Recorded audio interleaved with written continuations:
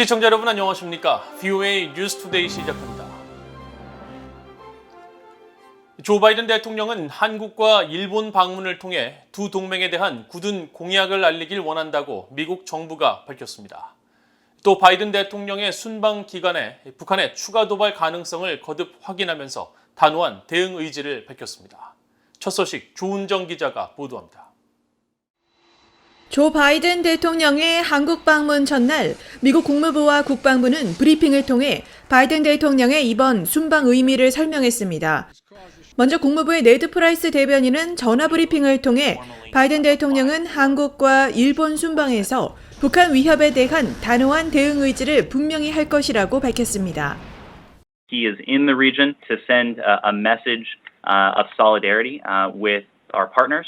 To send a message that the United States is there and will be there for our allies and partners, to provide deterrence, to provide defense for our treaty allies in the region, of course, the ROK and Japan, both of which the President will have an opportunity to visit in the coming days, and to make very clear that we'll respond decisively to any threats and any aggression.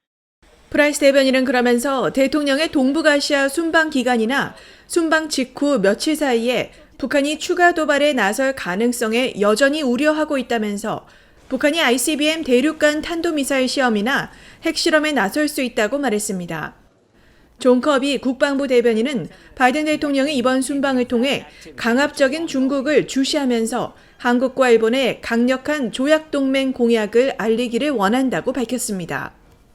Clearly, the president wants to show our deep commitment to two very staunch treaty allies, Japan and South Korea, on this trip, and so he's prioritized those stops, and they're important. It's a terrific opportunity for the president to show how much we're prioritizing those two relationships, those two alliances, but also to encourage more multilateral cooperation going forward, all with an eye, of course, to China's coercive and intimidation in the region. 커비 대변인은 이어 미국은 동맹인 한국, 일본을 비롯해 인도태평양 지역 파트너 국가들과 함께 북한 위협을 포함한 영내 수많은 위협에 효과적으로 대응하길 원한다고 강조했습니다.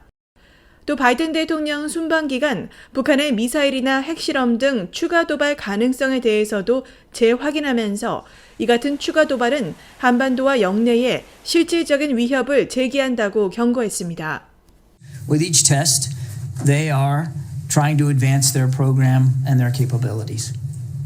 And that's worrisome because those capabilities pose a threat, a very real threat to security and stability on the peninsula, let alone the region, and even beyond the region. So we obviously take this very, very seriously. 커비 대변인은 북한의 전제 조건 없이 한반도 비핵화에 대해 대화를 하자는 공개 초청장이 여전히 유효하지만 북한은 초청에 응하기는커녕 지속적인 무기 개발 신호를 보내고 있다고 지적했습니다. VOA 뉴스 조은정입니다.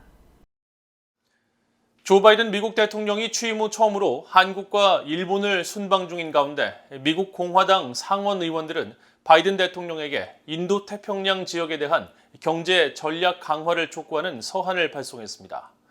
의원들은 5가지 방안을 제언했는데 한국 등과 영내 전략 프로젝트에 대한 투자 협력을 늘려야 한다는 내용도 담겼습니다.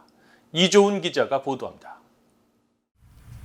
미국 상원 외교위원회의 제임스 리시 공화당 간사와 상무위원회의 마리아 켄트웰 공화당 간사가 19일 바이든 대통령에게 보낸 공개 서한입니다.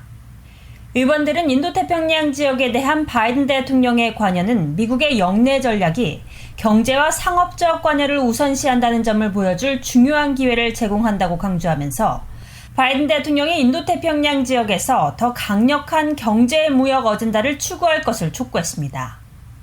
특히 성장 중인 인도태평양 지역 경제와 미국과의 연계를 강화하는 것은 미국 공급망의 탄력성과 영내 번영, 그리고 공동의 이익 증진 등 미국 국내 성장에 매우 중요하다는 겁니다. 인도태평양 지역에 대한 미국의 경제협력 강화를 촉구하는 의원들의 이번 서한은 바이든 대통령의 취임 후 첫 아시아 순방 일정에 맞춰 발송됐습니다. 바이든 대통령은 20일 한국에 도착해 세계 최대 반도체 생산기지인 삼성 반도체 평택 캠퍼스를 시찰한 뒤 양국 간 글로벌 공급망 협력의 중요성을 강조했습니다. 의원들은 특히 서한에서 중국은 인도태평양 지역에서 약탈적 투자 행위를 하고 때로는 독점적인 경제 활동을 해 극도로 우려스럽다면서 바이든 대통령이 내년에는 인도태평양 지역에서 실질적이고 구체적인 미국의 경제적 관여를 보여줄 많은 기회를 제공해야 한다며 5가지 방안을 제언했습니다. 먼저 인도태평양 경제 프레임워크 IPEF에 기술된 것을 포함해 파트너국들이 미국과 협력할 수 있는 가시적 동기를 제공하는 강력한 무역협정과 같은 계획을 추구하고 동남아시아와 태평양 제도에 대한 경제적 지원 계획을 늘릴 것을 제안했습니다. 또 공급망에 대한 구체적인 계획과 미국 기업들이 주요 공급망을 다양화할 수 있는 인센티브를 발표할 것과 한국을 비롯해 일본, 호주, 영국, 그리고 유럽과 인도태평양 영내 전역에 걸친 전략 프로젝트에 대한 공동투자 협력을 강화할 것을 제언했습니다. 이와 관련해 의원들은 과거 미국과 동맹 파트너국들이 팔라우로 가는 해저 케이블 건설과 파푸아뉴기니의 전력화 프로젝트의 공동투자에 성공한 사례를 거론하면서 미국이 이런 노력을 더 늘리는 것이 필요하다고 강조했습니다. 의원들은 이어 인도태평양 지역 파트너국과 미국의 생산자 그리고 제조자들의 에너지 경제적 요구에 맞는 에너지 전략을 증진할 것도 제안했습니다. 인도태평양 지역에서 성장하는 무역 구조와 경제적 유대관계 확대에 대한 파트너국들의 관심은 모두 미국에 엄청난 기회를 제공한다는 겁니다. 의원들은 그러면서 미국은 인도태평양 경제 전략에 대한 야망과 비전을 가지고 서둘러 이 같은 기회를 잡아야 한다고 강조했습니다. VA 뉴스 이존입니다. 북한의 대륙간 탄도미사일 ICBM 위협에 대비해 차세대 요격기를 더 일찍 배치할 필요가 있다고 글렌 베너크 미국 북부사령관이 밝혔습니다. 베너크 사령관은 18일 상원 군사위원회 전략군 소위원회 미사일 방어 예산 심의 청문회에 제출한 서면 보고서에서 현재 탄도미사일 방어 역량과 능력은 불량 국가의 제한된 탄도미사일 공격을 제압하기에 충분하지만 북한은 점점 더 복잡하고 능력 있는 전략 무기를 계속 개발하고 있다면서 이같이 밝혔습니다. 베너크 사령관은 또 미국 본토에 도달할 수 있는 북한의 성공적인 ICBM 시험 발사와 수소폭탄 실험은 미국 본토를 위협하고 위기와 분쟁 시 미국의 옵션을 제약할 수 있는 능력을 개발하려는 북한 지도자의 결의를 보여준다고 지적했습니다.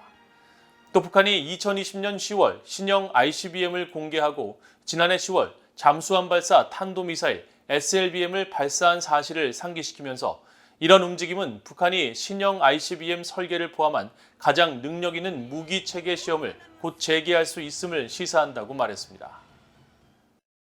미국 정부는 올해 가상화폐 시장을 악용하는 행위자 추적에 적극 나서고 있으며 특히 북한의 악의적인 사이버 활동과 탈취 가상화폐에 대한 돈 세탁을 저지하기 위해 계속 노력하고 있다고 재무부 고위관리가 말했습니다. 재무부 해외자산통제국의 안드레아 가키 국장은 19일 미국의 블록체인 거래 분석업체 체이널리시스가 주최한 행사에서 가상화폐 생태계에서 악의적 행위자들이 제기하는 위험 요소에 대한 대응 노력을 설명하며 이같이 말했습니다. 이어 재무부가 최근 북한의 해킹 활동에 이용된 가상화폐 믹서 회사 블렌더에 처음으로 제재를 부과하고 역대 최대 규모인 6억 2천만 달러 탈취 사건과 연계된 암호화폐 지갑 4곳을 제재했다고 설명했습니다. 가키 국장은 그러면서 재무부는 불법 행위자에 대한 이 같은 제재와 함께 관련 업계에 준수 지침을 제공하고 적극적으로 이를 이행하면서 민간 영역과 활발하게 관여하고 있다고 밝혔습니다.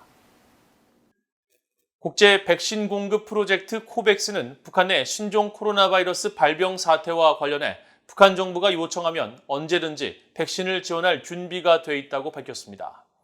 코백스 협의체를 주도하는 세계 백신 면역연합 가비의 대변인은 20일 VOA에 북한이 코로나 백신 접종 프로그램을 시작하기로 결정하면 코백스의 목표와 기술적 고려를 바탕으로 백신을 제공하고 북한이 국제 백신 접종 목표를 따라잡을 수 있도록 할 것이라면서 하지만 지금까지 북한으로부터 코로나19 백신에 대한 정식적인 요청이 없었다고 밝혔습니다. 이와 관련해 UN 아동기금 유니세프는 19일 성명을 통해 북한의 코로나 발병에 대해 심각하게 우려하며 바이러스 확산을 억제하기 위한 정부의 노력을 즉각 지원할 준비가 돼 있으며 관련 지원 물품을 이미 준비해 놨다고 밝혔습니다. 이상으로 VOA 뉴스투데이를 모두 마칩니다. 시청해주신 여러분 고맙습니다.